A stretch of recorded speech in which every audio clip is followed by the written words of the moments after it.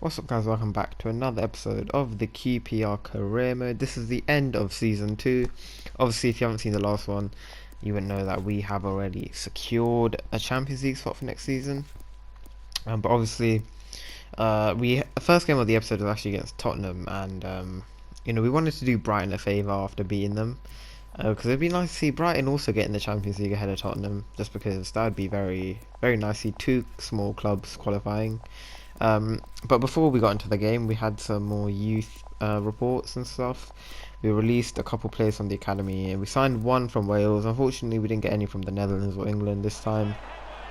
But now we get into the game, and Armstrong had a huge chance early on to put us 1-0 up. Unfortunately, he hit it wide, and Tottenham actually took the lead through Bellarabi, aka the BTEC Nabry, right before half time. And like literally, it was meant to be a minute of added time. There was like 3, and they almost scored again. They had so much possession, but only one shot on target, which was a bit poor from them. But they made it 2-0 again through Bellarabi right in the second half.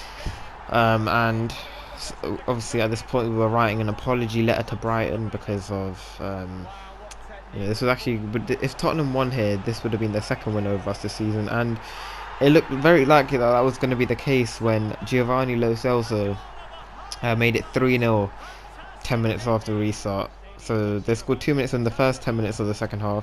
We had a chance 10 minutes later through Doku, but unfortunately his shot went over. A very poor shot there from him. Tottenham had a chance to make it 4-0, but Ramsdale made a brilliant save from that header. But right at the end we had a chance again. It was Armstrong held off the defender, and he smashed it at the far post to make it through, and a little bit too little too late. And yeah, obviously we beat Brighton twice this season, we lost to Tottenham twice this season. So if you look at the table, if we had just lost to Brighton twice and beat Tottenham twice, could be looking very different. But obviously we can't really blame ourselves, to be fair.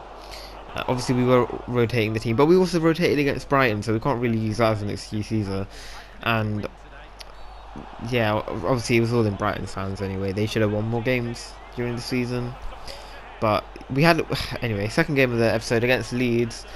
We had a penalty through a horrendous tackle there from the defender. I don't know what he was thinking. He could have been sent off for that, because that was no attempt to get the ball whatsoever. Completely took out Doku, and Armstrong converted from the penalty spot.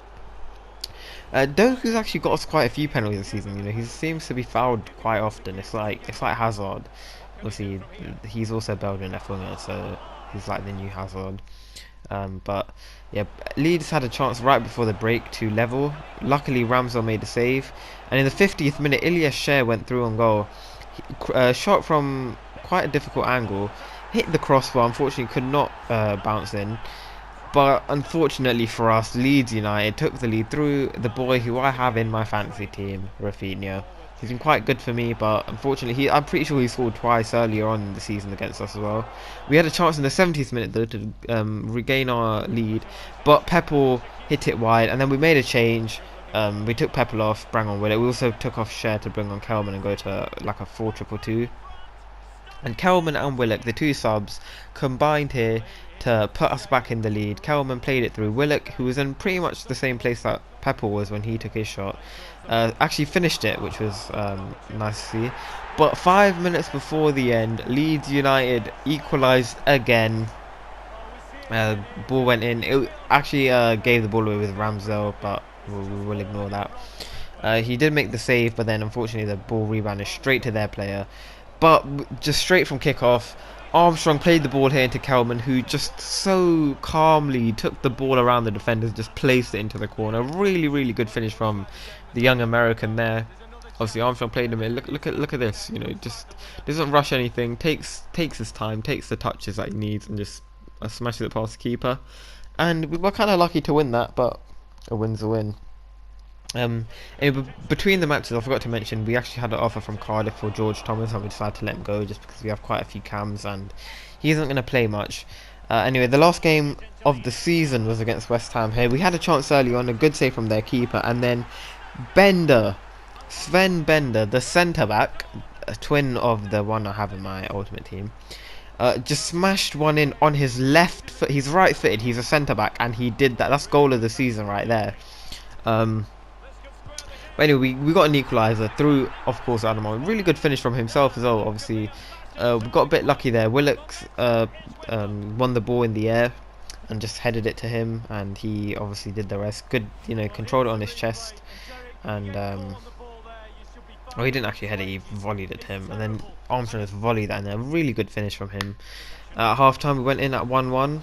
But unfortunately, we gave the ball away very stupidly, and West Ham retook the lead through Sebastian Haller, who has been a bit of a fail for them in real life. But yeah, poor defending from Nico there, and obviously Ramsey again made the save, but rebound fell straight to Haller.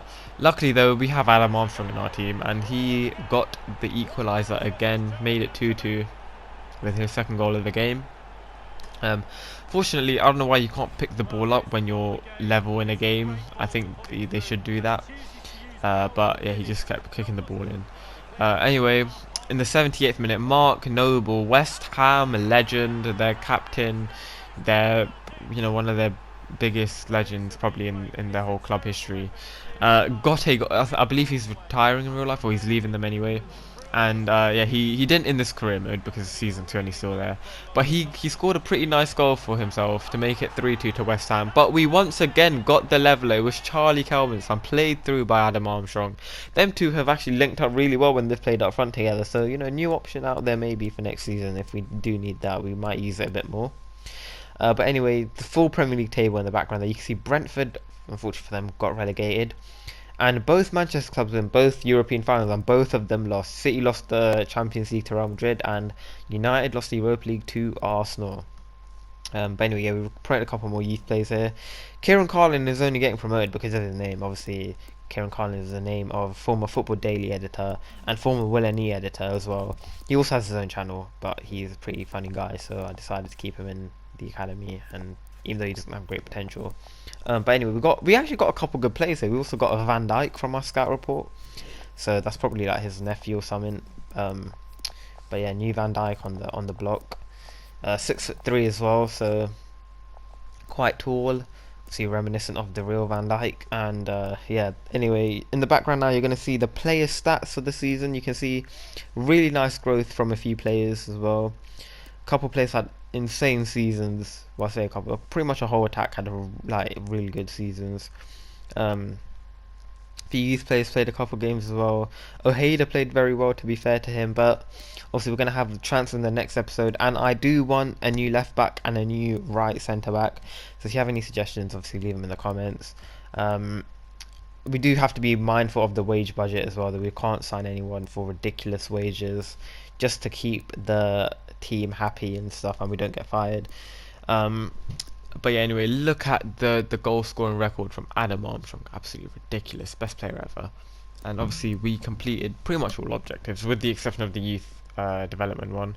But yeah, that's going to end off the episode. Thank you for watching. I'll see you again for the transfer window next time.